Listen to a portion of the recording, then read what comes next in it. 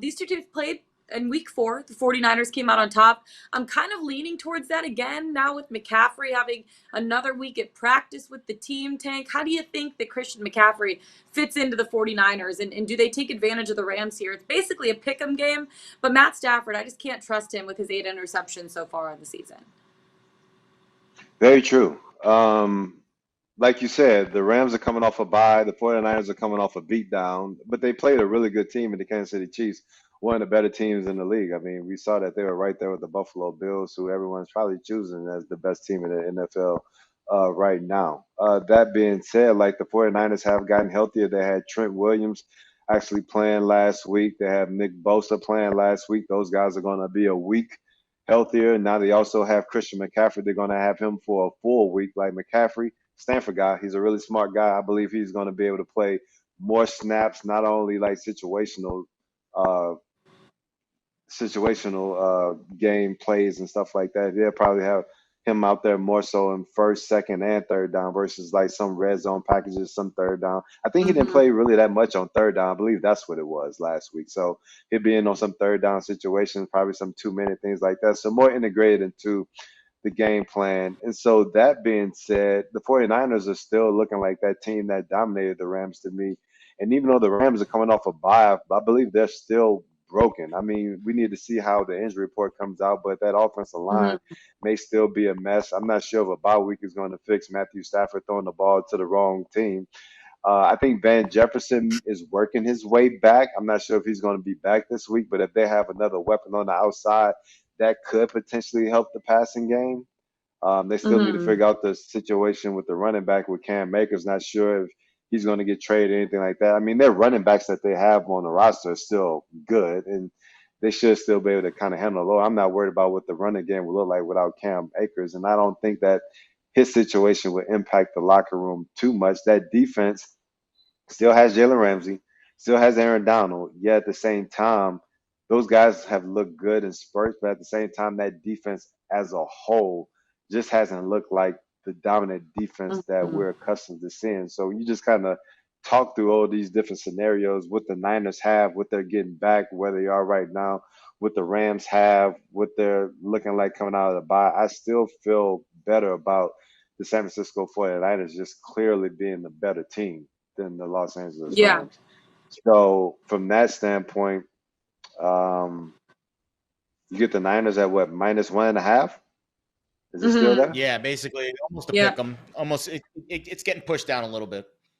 Yeah, I mean, so I think this is one of those situations. Like, I'm not an expert like Jared, but I will say like this is probably one of those games where maybe you just want to tease it. And if you tease this one and you feel clearly that the San Francisco 49ers are clearly the better team, that may be the way to go on that. But I'll let Jared speak more to that. Yeah, Jared, is this a good teaser spot for the 49ers? Well, you don't want to tease through zero. So if the line does flip back and the Niners are an underdog, yes, it would be. I, the teasing through zero, it's kind of a dead number, and you're paying for the teaser, so it's kind of like paying for a dozen donuts and only getting 11 in the box. So it doesn't really make sense to tease it. I would probably just bet the Niners in that case. And listen, it makes sense. Again, this line did flip from over the summer. The Rams were a 3.5-point favorite when Superbook opened this line in June-ish. Even last week, before the injury report came out for San Francisco, the Rams were still a 2.5-point favorite on the look-ahead line. Well, what happened since?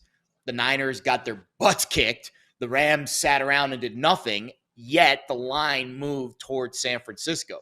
So the sharp money definitely pushing San Francisco back. And again, I think those injury reports being in a positive, direction for San Francisco is why this line really flipped. Not a huge win probability difference when you go from Rams minus 2.5 to Niners minus 1.5. Again, you're only really moving over two very small numbers. You have to win by one, so that doesn't change anything. So you're going from 1.5 to 2, basically. It's not a huge move, but it is noteworthy that the Niners did get the line flip despite losing the game. And I do think this San Francisco offense, it's hard to gauge them now because you put CMC in the mix.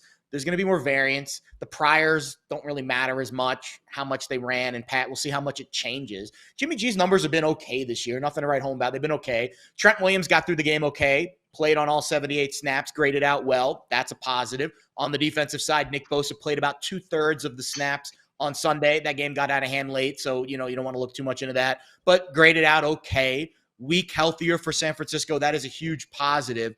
I think the Rams are a lot healthier in this matchup, and that is going to be important on the offensive line. So they're still banged up on the offensive line, but the last time these two teams played a few weeks ago, they were using a third-string center. That's not good. To be fair, though, Joe Noteboom, their star left tackle, did play in that game. He is now on IR. That's not good. Van Jefferson activated from IR on Monday. As Tank knows, you have to go through the protocols and practice. We'll see if he can play this week. But it was good news that he was activated from IR. They designated that window for him to return. So positives, I think, for the Rams injury report. Positives for the Niners injury report.